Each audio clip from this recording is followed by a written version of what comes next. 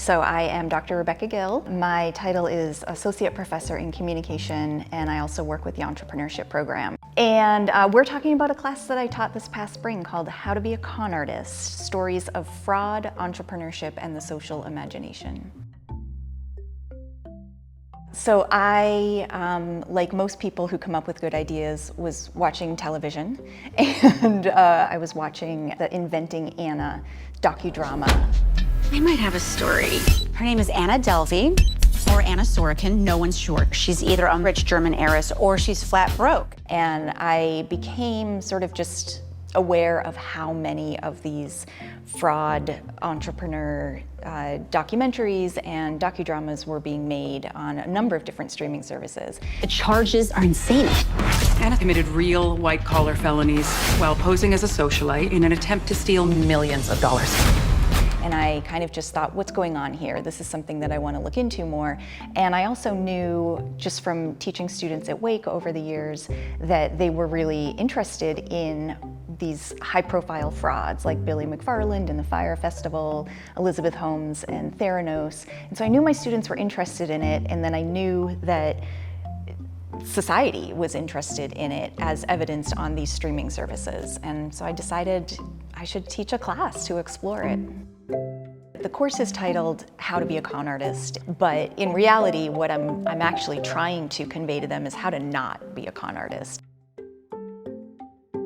These stories have been really sensationalized in the media, and students have been watching a lot of documentaries or listening to podcasts about them, but not really having the critical discussion about what does this mean and what do these stories tell us about who we are in society today, or how should we start thinking about these stories, or how could these stories be instructive in your own personal life or work life. So that's really where I started to try to carve a path.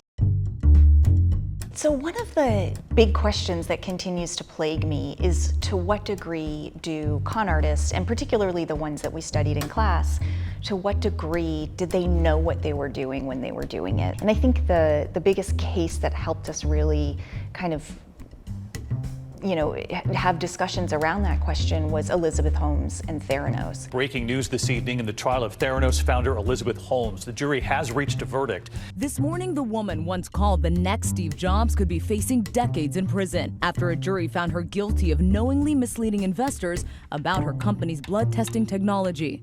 So you could argue that she was a person who had a really noble idea, who was very passionate about it, who understood that in Silicon Valley, one of the unwritten rules is fake it till you make it, and that persistence is rewarded in Silicon Valley. So here she is, great idea, great passion. She's in a situation, in a culture that rewards persistence.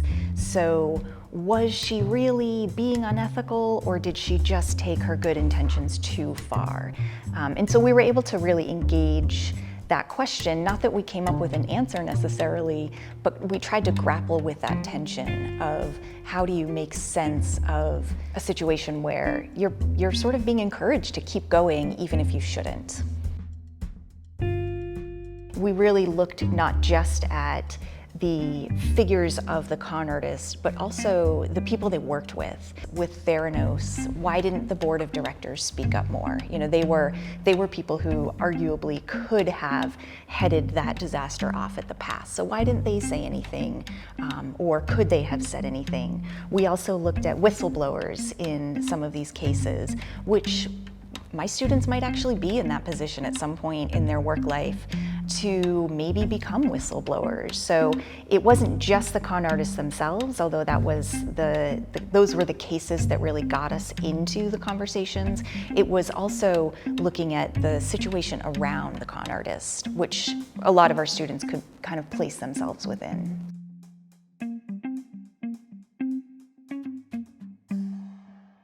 In the United States, we love a great hero story, and we love a great anti-hero story. We also really like to see people fail, and I think that was the case, for instance, with Billy McFarland in the Fire Festival. Now to the fallout from the Fire Festival. It was supposed to be a glamorous, luxurious Caribbean concert getaway, but it turned out to be anything but. Now the event's co-founder has been arrested and is facing up to 20 years in prison. I think that seeing this young, confident, sort of blustery person fail so spectacularly was enjoyable to us as a society for whatever reason.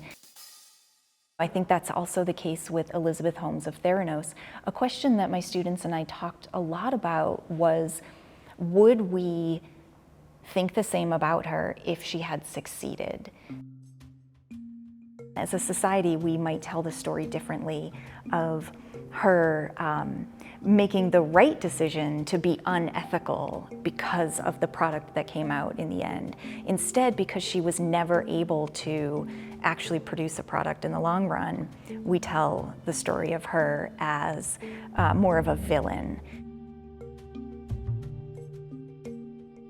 What I think is valuable to teach students about is not just what's in these stories, so the basics of the stories or the details, even the details of the stories, but to really help students start to think about how to think critically about stories like Theranos and the Fire Festival. One of the areas that we frequently touched on was the role of social media in helping fraud kind of get perpetuated. We also talked about celebrity and fame and how that can help kind of catapult somebody into a sphere of perpetuating fraud on such a large scale. So I really tried to let some of the virtues and vices and areas of curiosity emerge through our discussion. So based on that, students were really interested in the question of honesty and sort of the limits of it and the opportunities for it and the ways in which we might be honest or dishonest in our own lives for certain reasons, and how those might also come up in the work world as well. And so I think that that was an important part of students learning about these stories. Again, going back to what I said earlier, not just sensationalizing them, but seeing that there's people behind these decisions. And my hope is that students are able to kind of put themselves in that other person's shoes and think about, well, would I have made the same decision?